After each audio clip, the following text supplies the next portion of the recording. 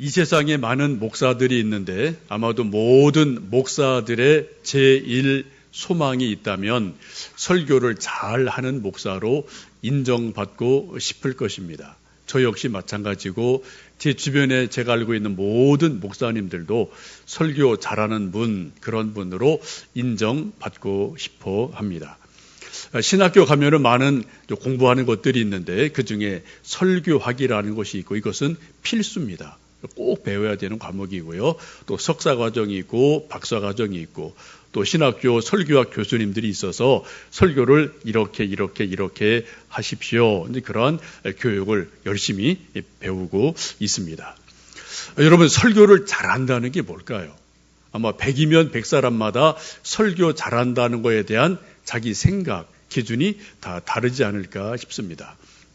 혹시 여러분 기독교 텔레비전에서 가끔 댁에서 좀 채널을 통해서 어느 목사님 설교를 듣다가 참 설교가 잘하네, 좋네 해서 30분, 40분 끝까지 다 듣는 경우도 있고 어떤 경우는 한 5분 듣다가 에이 하고 또 채널을 돌리시는 경우도 있을 겁니다. 어떤 다른 교회 또 일 때문에 가셨다가 어느 목사님 설교를 들으면서 설교 참 잘하시네, 은혜가 되네, 그런 마음을 가질 때도 있고 어떤 때는 에이 하고 또 별로 마음을 접는 경우도 여러분 종종 있으실 겁니다.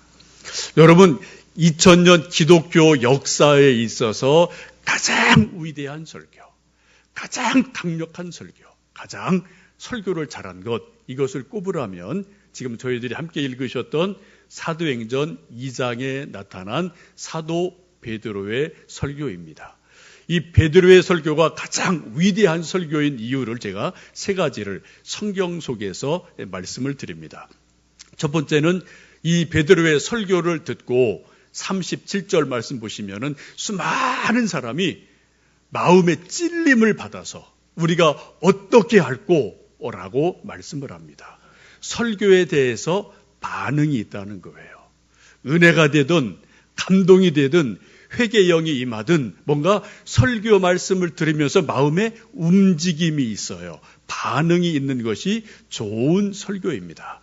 아무리 미사여구를 동원을 해도 사람들 마음에 반응이 없다면 그 설교는 좋은 설교가 아닙니다. 그냥 수필 같은 것에 불과하겠죠.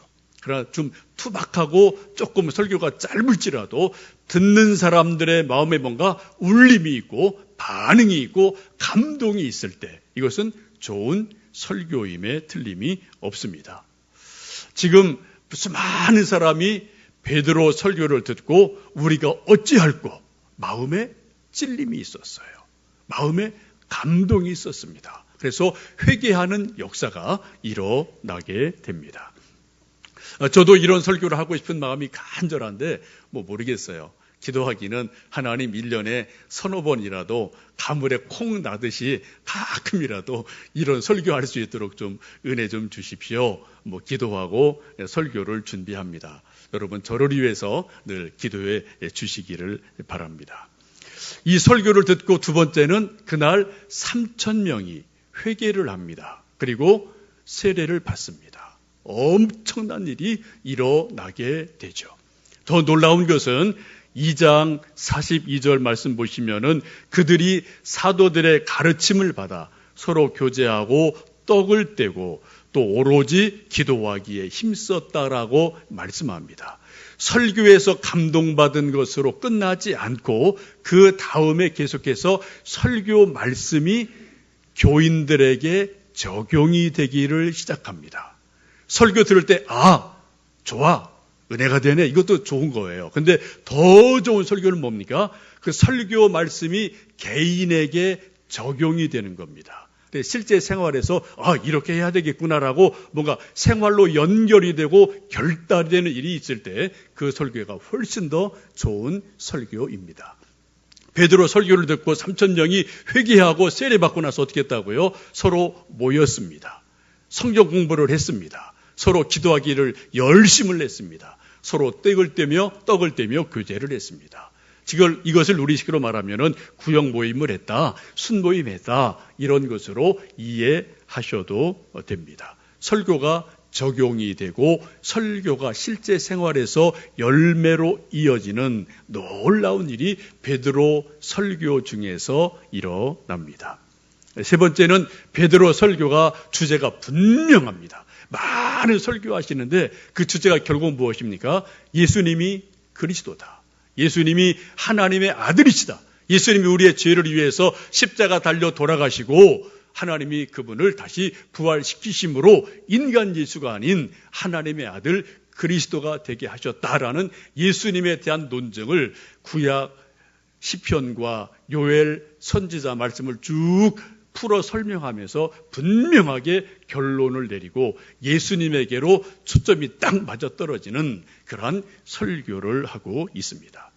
이 세 가지를 보면은 베드로 설교가 위대한 설교인 것을 부인할 수가 없습니다. 우리는 이런 강력한 설교하는 베드로 모습을 14절에서 볼 수 있습니다. 14절에 그렇게 말씀하죠. 베드로가 11 사도와 함께 서서 소리를 높여 이르되 유대인들과 예루살렘에 사는 모든 사람들아 이 일을 너희로 알게 할 것이니 내 말에 귀를 기울이라. 여러분 이 말씀 보시면 조금 베드로의 변화된 모습을 느끼실 수가 있습니까? 제가 지지난주 베드로에 대해서 그래프를 그리면서 베드로가 복음서 안에 나타난 베드로 신앙은 올라갔다 내려갔다 올라갔다 내려갔다 이런 계속 반복되는 그러한 신앙인데 베드로 신앙을 복음서에서 보면 그런 겁니다.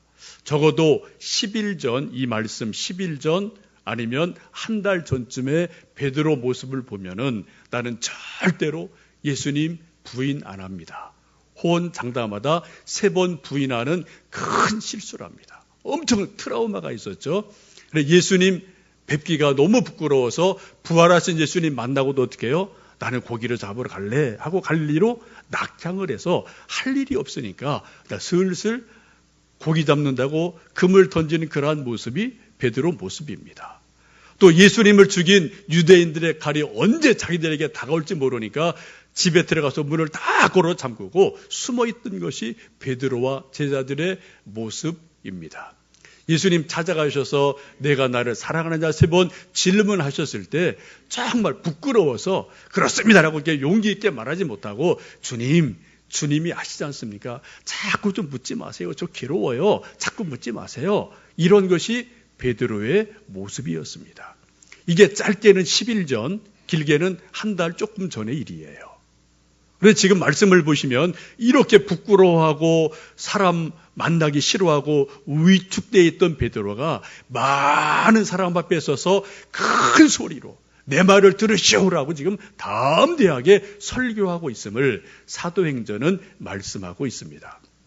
여러분 이렇게 의기소침하던 베드로, 두려워하던 베드로가 이처럼 담대한 사람으로 변화된 그 변화의 요건, 그게 무엇일까요? 한 열흘간 의지 강화 훈련을 했을까요? 어디 MT를 좀 갔다 왔나요? 아니면은 뭐 요즘 말로 소위 마인드 컨트롤을 했을까요? 아니면 새로운 지식을 습득을 했을까요? 다 가능합니다. 그러나 성경을 보시면 딱 한 가지입니다. 성령께서 베드로에게 충만하게 임하셨을 때 그렇게 위축되어 있고 그렇게 주눅이 들어있고 그렇게 힘들어하던 베드로가 많은 사람 앞에 서서 담대하게 설교하면서 내 소리를 들으시오, 내 설교를 들으시오라고 지금 힘있게 설교하고 놀라운 일들이 일어나게 됩니다. 여러분 이런 일은 베드로뿐 아니라 저도 마찬가지고 여러분도 마찬가지예요. 우리 인생을 살다 보면은 올라갈 때 있습니다. 뚝 떨어질 때 있습니다. 뭔가 좀 되는 것 같다가 또 안 될 때가 있어요. 이렇게 계속 반복이 되지 않겠습니까? 그러나 우리가 낮은 곳에 떨어졌더라도 다시 일어설 수 있는 유일한 길은 성령께서 우리를 권고하실 때, 성령 충만한 받을 때 우리가 다시 일어나게 됩니다. 혹시 여러분 평소에 좀 조용한 분, 내성적이던 사람이 갑자기 화를 내거나 아니면은 좋은 의미에서 막 용기를 내서 열심을 내는 경우를 우리가 종종 주변에서 볼 수 있습니다. 3가지 경우가 있겠는데요. 첫 번째는 화를 엄청 사람들이 낼 때 있죠. 어떤 때요? 조용한 사람, 내성적인 사람이라도 감정을 건드리면, 자존심을 건드리면 사람들이 화가 확 납니다. 소리 지릅니다. 애들도, 어린애들도 엄마 아빠들이 막 머리 쥐어받고 막 자존심 막 밟으면은 애들도 엄마 아빠한테 막 대들어요. 그렇죠? 여러분 가끔 그런 거 경험하지 않으시나요? 우리 인간은 감정적인 동물이고 존재이기 때문에 감정을 툭툭 건드리면은 뭐 저나 여러분 누구나 다 감정적인 반응이 탁탁 나오게 되고 이것은 되게 화로 나오게 되어 있습니다. 특별히 자존심이 센 사람들이 자존심을 누가 건드리면은 아주 강력하게 반발을 하는 일들이 종종 있습니다. 여러분 뭐 요 며칠간 우리가 정말 올라갔다 내려갔다 막 뉴스를 보면서 좀 복잡한 일들이 많죠. 트럼프 대통령이 갑자기 김정은 안 만나? 팔을 딱 엎었어요. 근데 그쪽에 꼬리 딱 내리고 또 들어왔습니다. 또 어제 밤 저도 늦게 잠깐 봤는데 어제 또 오후에 뭐 남북 또 정상들이 만나서 또 뭐 얘기를 했더라고요. 요 며칠이가 뭐 2, 3일 사이에 올라갔다 내려갔다 쫙 되는 거예요. 저희들이 뭐 트럼프라는 사람을 잘 모릅니다만 쭉 신문을 보면은 이분이 자존심이 엄청 센 분 같아요. 좀 다혈질 같습니다. 그런 부분이 분명히 있는 것 같은데 또 한편으로 보면은 엄청난 고수여서 이미 수를 뭐 앞에 7수, 8수를 쭉 앞에 보고 있으면서 그죠? 치밀하게 계산해서 요 때는 요렇게, 저 때는 저렇게. 나름대로 뛰는 놈 위에 나는 놈이 있는 거죠. 가지고 노는 그런 어떤 정말 대단한 어떤 협상의 대가가 아닌가 그런 생각을 합니다. 어쨌든 우리나라의 여러 형편들이 잘 되기를 기도하고 또 하나님이 세우신 여러 나라의 지도자들을 통해서 이 나라 진정한 평화가 있고 핵이 없고 진정한 평화 있기를 정말 간절히 기도해야 될 때가 요즘이 아닌가 생각됩니다.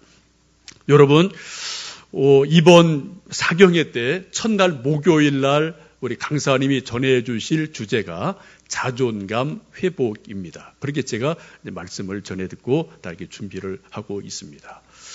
우리가 흔히 쓰는 말 가운데 자존감, 자존심 이걸 우리가 흔히 같이 섞어서 쓰게 되는데 뭐 비슷해요. 조금 더 안으로 들어가면은 이 두 가지는 완전히 180도 다른 의미를 가지고 있습니다. 영어로 흔히 자존심은 프라이드라고 말하죠. 자존감은 셀프 이스템이라고 뭐 흔히 이야기를 합니다. 여러분 어거스틴이라는 사람은 요 자존심을 프라이드라고 보면서 이것은 허영이다. 요거는 교만이다. 요거는 죄다. 이렇게 풀어가요. 우리들은 자존심이 높은 거를 좋게 보죠. 인류 역사상 가장 위대한 신학자인 어거스틴은 프라이드, 자존심은 이거는 허영이다. 교만이다. 죄다. 이것을 건드릴수록 사람들이 반응을 엄청 강하게 하고요. 거기서 무너져 내리는 일들이 엄청 많습니다. 여러분 주변에서 보시죠. 자존심 센 사람들 한 방에 휙휙 무너집니다. 왜요? 자존심 툭 건드리면 휙휙 넘어가거든요. 이게 자존심이에요. 껍데기예요. 근데 자존감은 안에 있는 거예요. 자기 스스로를 하나님의 형상대로 지음받은 존귀한 존재인 것을 내가 알기 때문에 누가 나를 건드려도 그래? 뭐 그럴 수 있지 뭐. 이게 넘어가 줘요. 여유가 있어요. 흔들리다 다시 딱 중심을 잡습니다. 이게 자존감이에요. 많은 사람들은 이거를 혼동을 하거든요. 여러분 저도 개인적으로 자존감에 대해서 저 개인적인 경험이 꽤 많습니다. 청년 때 저도 늘 그냥 주눅 들어 살고 눈치 보고 살고 뭐 옆 사람이랑 비교하고 살고 그런 게 참 저도 많았어요. 왜?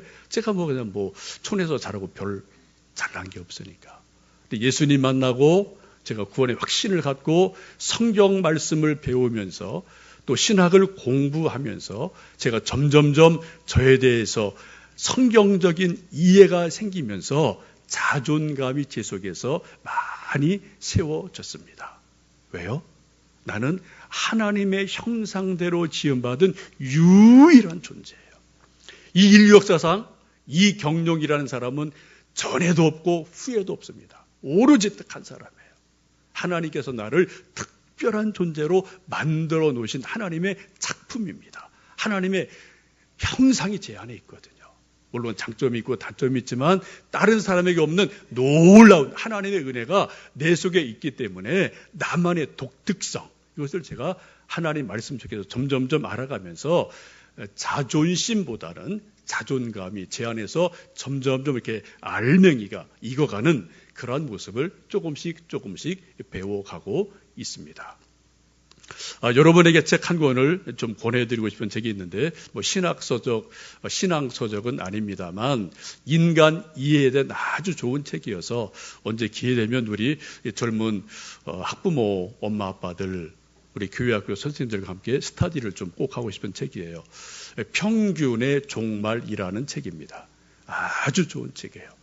하버드 대학의 어떤 교수가 쓴 책인데, 사람의 독특성에 대해서 아주 깊이 있게 연구한 책인데, 이거 선생님들은 또 우리 자녀들 기르는 부모들 이 책은 꼭 읽어보셔야 돼요.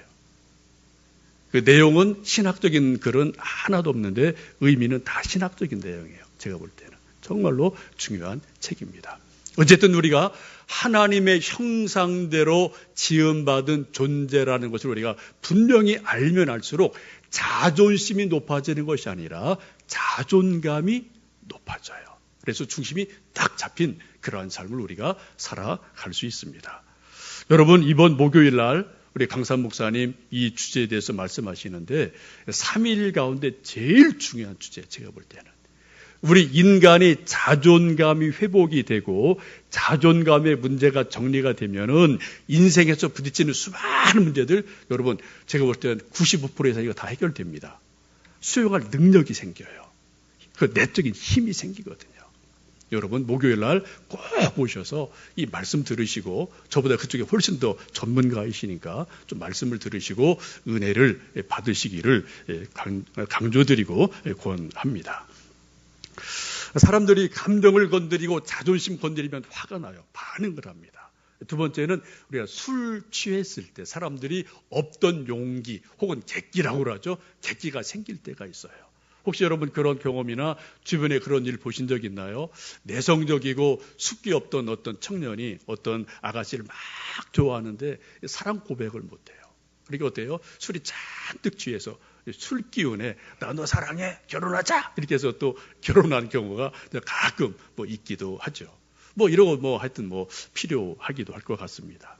여러분, 오늘 성경에 다시 돌아가면은 겁장이고 숨어있던 베드로가 수천 명의 사람 앞에서 큰 목소리로 내 소리를 귀 기울여 들으십시오라고 담대하게 설교하게 된 이유를 오늘 성경은 성령이 충만함이라라고 분명하게 말씀을 하고 있습니다. 이 놀라운 베드로의 설교를 듣고 3,000명이 되는 사람들, 우리가 어찌할꼬 회개하고 세례를 받고 하나님 믿는 놀라운 열매를 맺게 됩니다. 여러분, 인류 역사상 이런 놀라운 설교 열매가 맺힌 적이 없거든요. 이건 엄청난 일이고 하나님이 하신 일임에 틀림이 없습니다. 우리는 이 시점에서 그러면 성령님이 도대체 어떠한 분이냐, 그런 문제를 우리가 좀 깊이 생각을 해 보야 되겠습니다. 세 가지를 말씀을 드립니다. 첫 번째, 성령님은 신적인, 하나님의 신적인 능력이다라는 것을 말씀드립니다. 분명히 성령님이 역사하면은 엄청난 파워가 임하게 돼요. 그 파워는 소위 물리적인 파워나 이 전기를 먹어서 찌릿한 이런 물리적인 파워를 뛰어넘는 인격적인 파워가 그 속에 임하게 돼요. 하나님의 강력한 신적인 능력이 임하게 됩니다. 이것은 영적으로 임할 때가 있고 우리 몸적으로 물리적으로 임할 때도 있습니다. 그래서 여러분 가끔 그런 말 듣죠. 성령의 불체험 받은 사람들이 뜨거움을 경험하고 병이 낫기도 하고 전기가 찌르르 흐르는 것처럼 흘러갔다, 이런 것도 경험한 분들이 간혹 있죠. 그런 현상 분명히 있습니다. 근데 이것은 그렇게 좁게만 보실 것이 아니라 더 넓은 의미에서 하나님의 거룩한 성령, 인격적인 분이 우리 인간 전체를 인격적으로 감화시킨다, 감동시킨다, 뭔가를 하나님이 변화시키는 그런 신적인 능력이 우리 인간 안에 임하게 됩니다. 우리 모두는 인격을 가진 존재입니다. 지성, 감정, 의지를 가진 존재죠. 성령님도 하나님의 거룩한 인격이셔요. 그래서 우리가 성령님에 대해서 기도하고 성령님에 대해서 생각할 때 늘 인격적인 자세를 가지셔야만 됩니다. 여러분, 혹시 여러분이 누군가에게, 우리 또 아들, 딸들이 부모님에게, 또 회사에서 친구에게 누군가 우리가 아쉬운 소리 할 때가 살다 보면 종종 있어요. 근데 정말 아쉬운 소리 하는 사람이 인격적으로 정말 요즘 제가 사정이 이래저래해서 힘들어서 좀 어렵습니다. 좀 당신이 그런 능이 있으니 좀 나에게 좀 도움 좀 꼭 주시면 좋겠습니다. 정말 인격적으로 진실하게 요청을 하면은 대부분의 사람은 그런 능이 있으면 거기에 대해서 반응을 해줍니다. 그래서 도와줄 거 도와주거든요. 근데 비인격적으로 틱틱거리면 그거 반응 안 하죠.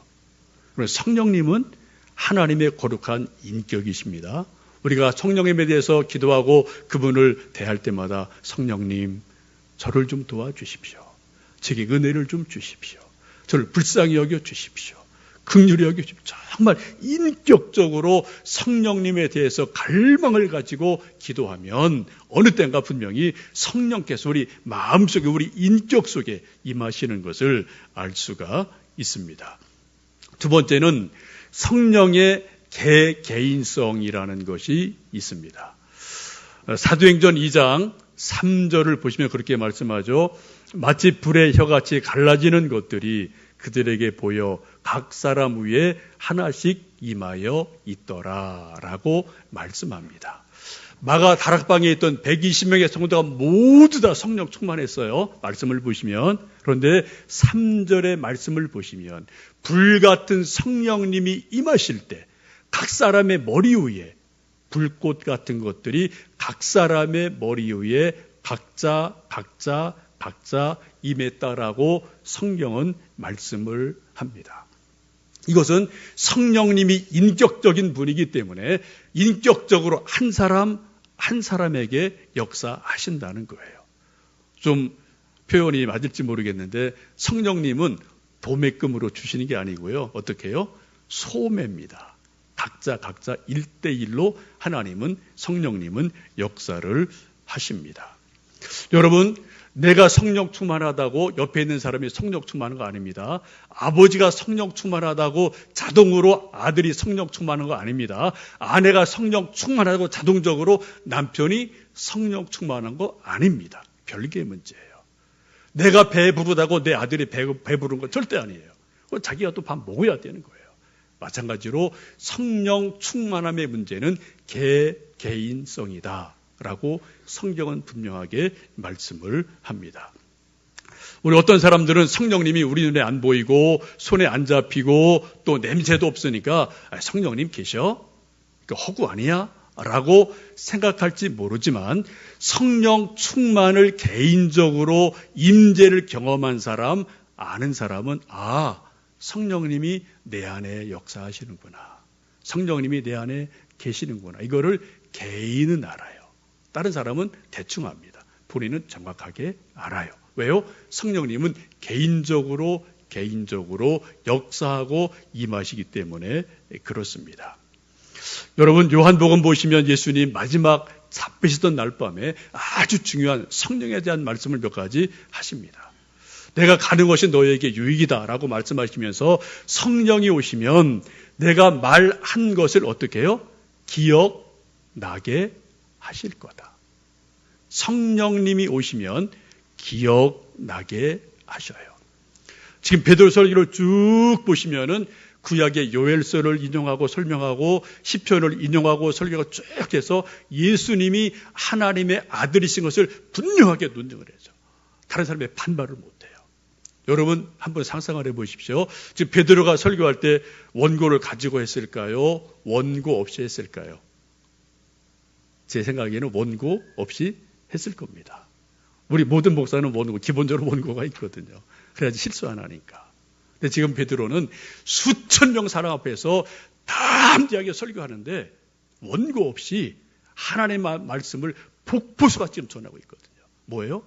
지금 기억나게 하시는 거예요. 성령께서 옛날에 들었던 말씀, 옛날에 공부했던 성경 말씀 이런 것들 그때 딱딱딱 기억나게 하시니까 원고 없이 엄청난 설교를 지금 대중 앞에서 하는 것을 볼 수 있습니다. 여러분 평상시에 성경 많이 읽으셔야지 결정적일 때 하나님의 말씀이 우리에게 기억이 나요. 인생의 위기를 만났을 때, 내 마음이 낙심이 될 때, 큰 어떤 사건이 있을 때 그때 하나님 말씀이 딱 기억나면 여러분 우리 인생 벌떡 일어섭니다. 문제 해결됩니다.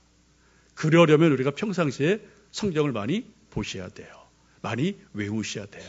많이 들으셔야 돼요. 그래서 결정적일 때 하나님 말씀이 성령의 감동하심 속에서 기억이 나고 그 기억난 하나님의 말씀이 우리를 세워주시고 살리신 일들이 일어나게 됩니다. 여러분 성령은 두 번째 개인성입니다. 세 번째는 현장성이라는 것이 있습니다. 성령님은 하늘에 계신 하나님의 영이시죠. 그 하늘에 계신 하나님의 성령께서 이 땅에서 구체적으로 현장에서 일하시는 놀라운 일들이 일어나게 하십니다. 지금 저희들 수요일마다 여호수아 말씀을 공부하고 있는데 이번 공부했던 주제가 라합이 하나님을 고백하는데 그런 고백을 해요. 하늘의 하나님, 땅의 하나님, 상천 하지의 하나님인 것을 내가 알고 너희들에게 내가 동의한다. 우리 나중에 살려줘라 라고 라합이 두 정탐꾼에게 자기 신앙 고백을 해요. 여러분 엄청 놀라운 하나님 이해입니다. 라합이라는 기생이 하나님을 어떻게 한다고요? 상천 하지의 하나님이시다. 우리는 흔히 하나님을 하늘에 계신 하나님, 하느님 이렇게 아는 분들이 아주 많죠. 좋습니다. 근데 중요한 건 뭐라고요? 이 땅의 하나님을 경험해야지 하나님을 아는 거거든요. 이게 내 신앙 체험이거든요. 지금 라합은 그것을 알고 있었거든요. 이게 현장성이라는 겁니다. 성령님이 임하면 여러분 우리가 오늘 구체적으로 이 땅에서 살아갈 때 어떤 사람을 만날 때 어떤 사건을 만날 때 위기를 만날 때 그때 그 순간에 성령님 우리를 그 현장의 소리를 도우시는 것을 경험을 하게 됩니다. 마가복음 13장에 예수님 이렇게 말씀하셨습니다. 사람들이 너희를 끌어다가 권력자와 임금 앞에 넘겨줄 때 무슨 말할까 미리 염려하지 마라. 무엇이든지 그때 너희에게 주시는 그 말을 알아.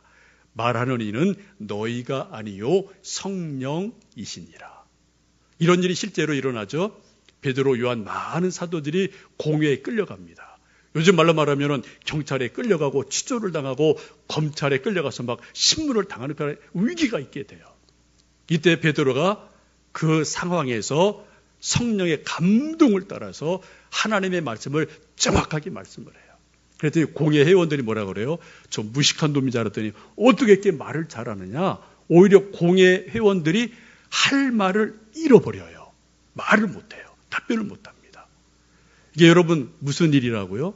성령님이 그때마다 현장에서 할 말을 주신다. 뭔가 역사를 하셔서 위기 가운데서 인도해 주시고 또 길을 열어주시는 것을 보게 됩니다.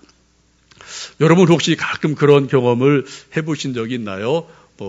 명절 때 혹은 친구들과 함께 이런저런 얘기하다 보면 우리가 예수님 믿는 거 알기 때문에 많은 분들이 좀 예수님에 대해서 나쁜 얘기, 교회 나쁜 얘기, 또 누구 예수님 믿는 사람이 왜 저래 이런 얘기 신문에도 나고 TV에도 나오니까 우리 좀 아주 골탕 먹이려고 그렇게 말하는 분들이 가끔 있어요.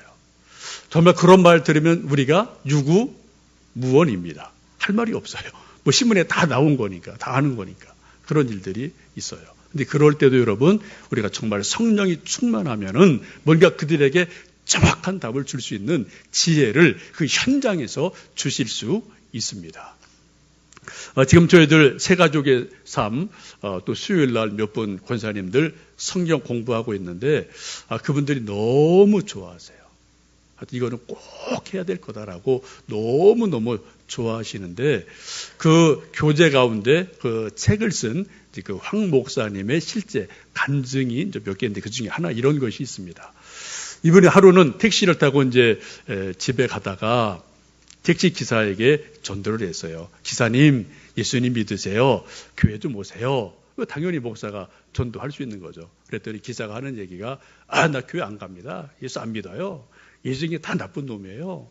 왜 그러세요? 그랬더니 그 기사가 하는 말이 자기는 아주 친한 친구가 있는데 교회를 열심히 다니는 그런 어떤 교인이 있었어요. 급하게 와서 지금 돈이 몇 천만 원 필요한데 좀 꼭 빌려주라. 내가 언제까지 갚아줄게.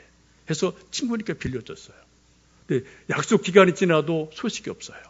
전화해도 안 받아요. 알아보니까 튄 거예요.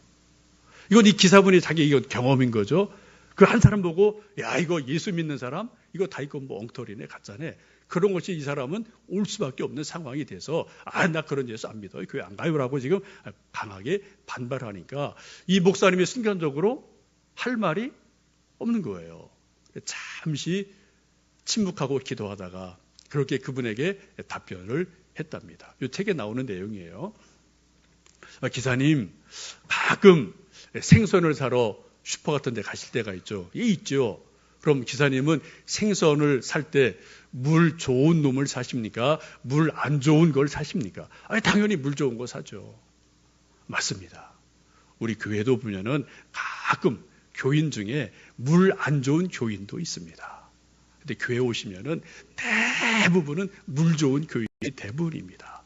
겉에서 물 안 좋은 생선 한두 마리 보고 판단하지 마시고 교회 안에 들어와 보시면 정말 싱싱한 생선 같은 교인들이 너무 많습니다. 와보세요. 또 이 기사가 또 이제는 할 말이 없는 그런 상황이 있었다. 그런 거를 그 책에 재미나게 자기 간증을 하는 것을 봅니다. 여러분 그렇습니다. 우리가 인생을 살면서 누구나 다 오르막이 있고 내리막이 있어요. 여러분 성령님은 하나님의 거룩한 인격이십니다. 그분 우리 개개인적으로 우리에게 역사를 하십니다. 우리 삶의 현장에서 성령님은 역사를 하고 계십니다. 여러분 요즘 성령 충만하십니까? 제가 가끔 말씀드리죠. 목사가 교인들에게 질문하는 것 3가지. 첫 번째 뭐라고요?